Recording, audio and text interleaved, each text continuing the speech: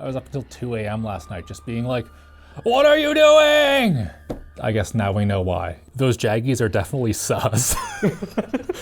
On the outside, these 3 MacBooks right here look identical, but the one in the center is very special because it houses Apple's brand new M5 Max processor, which promises to be the absolute fastest mobile processor on the market. And it absolutely is sometimes, sort of, I don't know. Now, before we get into my really weird test results, I just want to show you the difference between these two machines. This one right here is the normal M5. We've got one heat pipe, one fan, and kind of loads of space around on the board, whereas this with the M5 Max has 2 fans, just way more room for stuff around the chip, and quite a more substantial cooler rate here, although maybe not substantial enough. Now, just looking at the spec sheet of the M5 Max, I was incredibly stoked. This thing right here gets 6 super cores and 12 performance cores, which should absolutely dominate the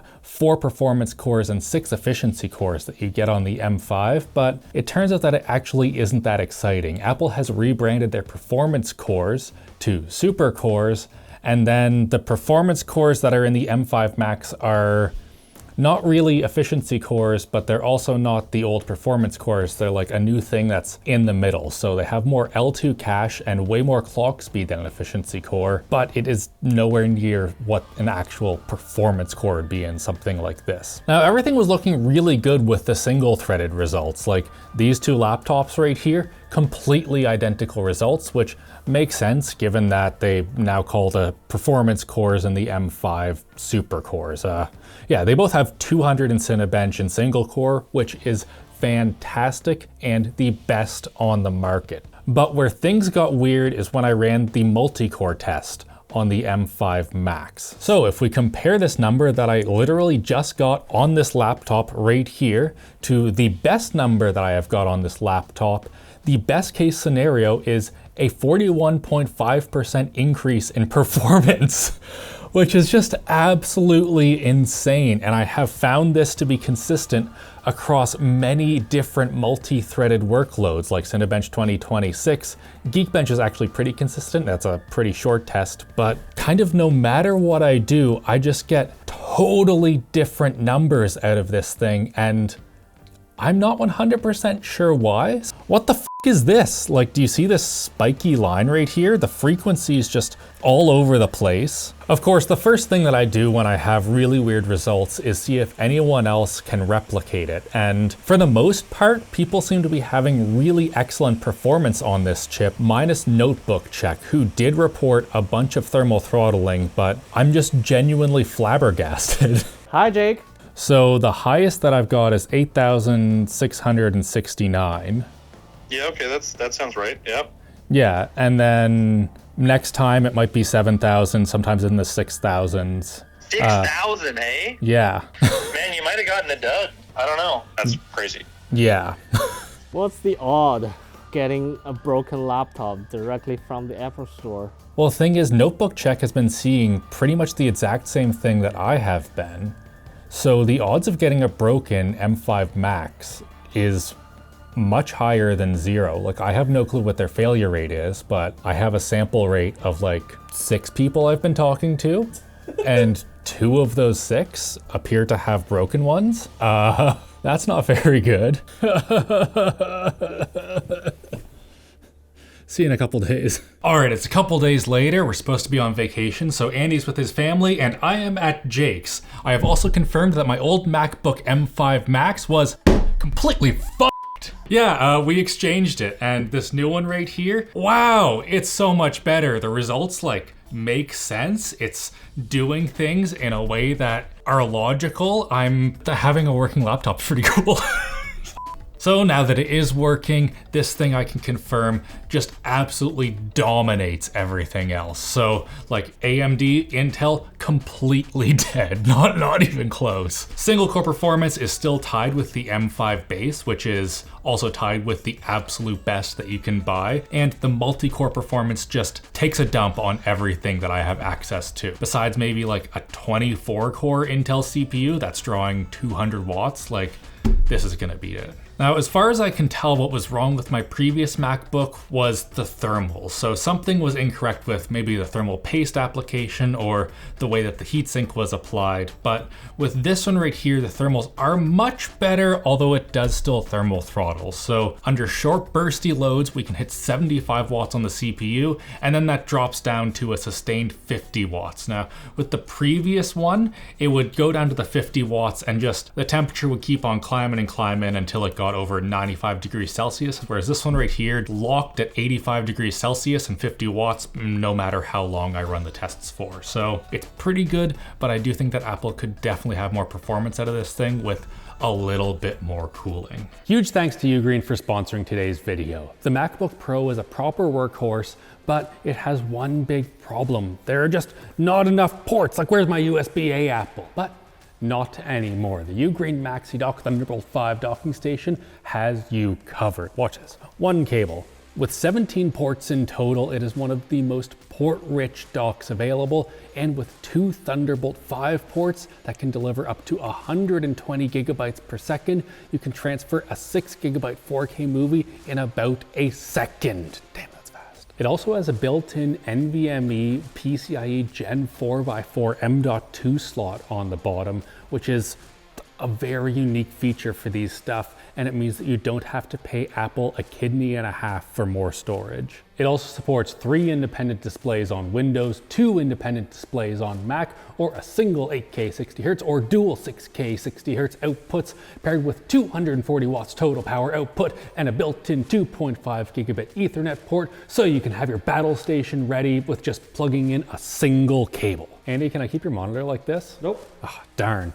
Well, if you think that that dock is overkill, they also have a 10-port version, so don't wait. Check out Ugreen at the link down below, and huge thanks for sponsoring this video. Now, if what you are looking for is just CPU performance though, you can get this CPU, like the exact one, in the M5 Pro and save yourself some money. So make sure that if you're getting the Max, you know that you're going to be using the GPU and you're not just spending a bunch extra money so that, I don't know, you can say that you have the Max. For RAM, I got the 36 gigabyte version because we're not absolute ballers here, and realistically, you don't need more than 36 gigabytes for anything unless you're loading massive AI models into this. And even 36 gigabytes is a pretty stupid amount of RAM for the vast majority of people. My main use case for it is just irresponsible, completely reckless multitasking. Like, I have been just running like hundreds of Chrome tabs while having Windows also open, 16 gigabytes dedicated to that with SolidWorks open. Everything, you can just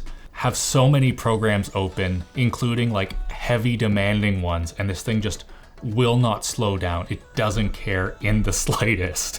It is so refreshing after using the MacBook Neo for a little bit to hop into this and just be like, all right, I never have to worry about closing a single application ever. If you are into AI workloads and just sold a kidney, you can get 128 gigabytes of RAM in this, so you can run massive models locally, which is great because then at least you're paying for the RAM instead of all of us just getting shafted by Sam Altman.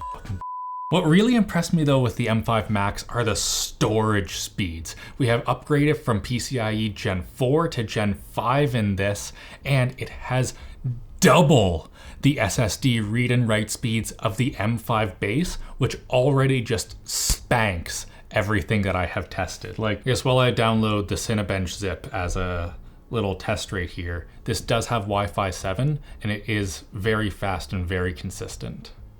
Okay, watch this. We're going to unzip Cinebench. This is 3.18 gigabytes, 4.5 gigabytes, about 10 seconds, about 5 seconds, done.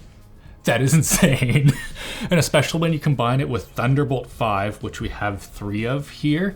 If you have a quick SSD, man, this thing is fast. Like, we're probably gonna take this entire footage from this video and transfer it onto this after, and it's just gonna be like, bam, immediately done. It's wild.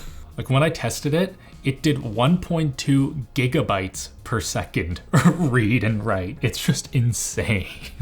We got the 32 core GPU on the M5 Max instead of the 40 core, so you can get a bit more performance if you spend an extra $300, but we didn't feel like doing that. This was a very expensive video. Now, it is still incredibly quick with that 32 cores, so it wasn't quite able to beat the RTX 5070 Ti that we have in this Asus G14 in the vast majority of tests, but the M5 does pull off some wins in Blender's GPU render and in Dirt Rally, which is one of the few benchmarks that we can run on Windows and Mac. The area where Apple is absolutely destroying Windows though is efficiency. This Asus G14 right here, she draws 110 watts while gaming, whereas the M5 Max draws just a tiny little 50. So pretty similar performance between these two in GPU tasks and half the power draw on Apple Silicon. And you can take advantage of all of that performance well on battery with Apple, whereas the Windows laptops just totally poop themselves, or if they don't, then you get maybe an hour away from the wall. And of course, gaming on macOS is nowhere near as seamless as it is on Windows, but I am incredibly impressed with how it has improved. Ever since the drop of the Steam Deck and also Windows on ARM, game emulation has progressed incredibly far, and most Windows games seem to run just great on the Mac. In Cyberpunk 2077, I saw a 14% performance decrease by emulating the Windows version on Mac instead of just running it natively, and Shadow of the Tomb Raider, we saw an 18% performance decrease. So that means even if you're emulating stuff on this, you're still getting more than RTX 5060 performance, which is pretty friggin' crazy. The one thing I did find in Crossover is that you need to click Show All Resolutions in the display settings to get all of the resolutions to show up in emulated games, which is kind of weird. I didn't test emulating a bunch of games, but Trackmania ran great, Elden Ring ran great, and hilariously, the Halo Master Chief Collection runs awesome on a Mac now. Frig Windows. That said, Forza Horizon just wouldn't work no matter what I did. So that means that in that game specifically, the Asus G14 gets infinity more FPS than the M5 Max. And that also brings the average to the G14 getting infinity more gaming performance. So I'm sorry, that's the math, guys. Windows still completely wins. Let's get rid of this thing right here. All we need is this for Windows. Oh yeah, and you saw it in the graphs there, but the M5 Max just on Panther Lake for gaming performance. I didn't mention this briefly before, but with the amount of RAM and cores that we have in the M5 Max, running Windows in a VM is just a piece of cake. I have had no issues getting SolidWorks running. You can see right here I have the front sub from my Golf, which is an import from a 3D scan with just a stupid number of faces and polygons on the back. Like, my personal desktop with a 3080 chugs opening this model, and on the MacBook it is definitely running better, even though it's in a VM that is Windows on ARM, which is emulating x86 in order to run SolidWorks, and Apple still just does it because it's so fast. In Parallels, I've also not had issues running really tricky software. So like BMW's INPA, which I've seen people struggle to just get working on Windows 11. I have it working on a MacBook. That said though, to achieve all of the excellent Windows compatibility that I have shown does come at a significant cost. So Crossover, that's $74 US per year, and Parallels is $120. So you need to spend nearly $200 a year for Windows basic program and game compatibility. It is on sale, and Parallels and Crossover do both contribute a lot to Windows and emulation in general, but it's pretty steep. As for the other bits of the MacBook, it is basically unchanged. The display is still one of the best on the market. So we're looking at 3024 by 1964 resolution, 1600 nits peak brightness, which we can really see with the sun right here. That looks fantastic. And 100% DCI P3 with Apple's incredible management of HDR color and accuracy. So a lot of Windows laptops, you'll have really overblown HDR experiences, and on this it's just accurate. It looks completely amazing. In my opinion, this is the second best laptop display on the market, with the only one that beats it being the 1600 nit OLED on the Asus ProArt P16, but then you have to deal with having an Intel or AMD processor and it being really fucking slow compared to this. I guess that does get like a 5090 or something. That's pretty fast, but 1600 nits on an OLED looks insane. We do get other typical MacBook things. So the touchpad is Force Touch, best on the market once again. The keyboard is, it's like fine. I would say that I'm able to get up to full speed, no problem at all. But if you are typing on it for a really, really long time, like I'm talking like more than 4 hours, there are Windows laptops that will be better than this for you. So laptops that have more key travel and a bit of an easier bottoming out, you can type on for like 8 hours a day.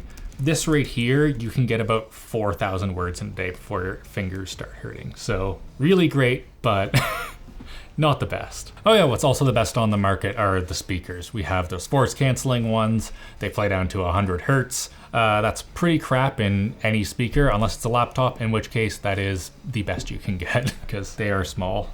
Oh, wait, no, what was the really stupid one? Oh yes, the XPS M2010 from 2006, weighing at 18.3 pounds, has better speakers than this. Jake, do you not see that thing? It's amazing. Man, I miss when laptops had subs in them. As for the battery, that's also unchanged. So 72.4 watt hours, and Apple claims that you can get 20 hours of battery life on the M5 compared to the 24 on the base M5.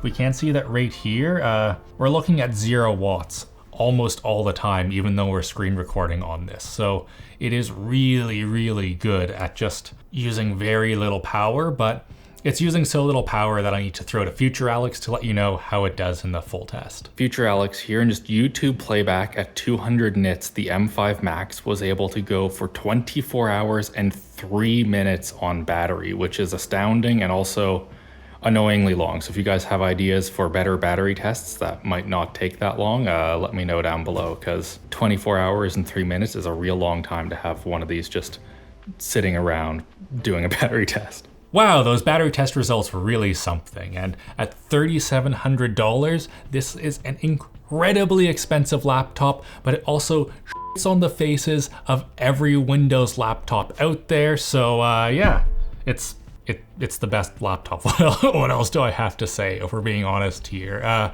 If you're looking to do fast, everyday stuff and have a bunch of money, it's great. If you want to be a video editor and transfer really large files onto it, it's literally the best you can get. As long as you don't want to play Forza Horizon 5, this is the laptop for you. Oh yeah, I've just been so busy glazing this, I totally forgot that we got a totally broken one. So that is a really big problem. If you get one of these, please spend some time, make sure that the benchmarks make sense compared to what it should be getting, because if you have one of these, like the subjective experience of using the broken one was really good, except for occasional like frame drops in games and stuff like that. So just verify you're getting what you paid for, because you're paying a lot for it. And if it's just broken from the factory, that's a huge problem.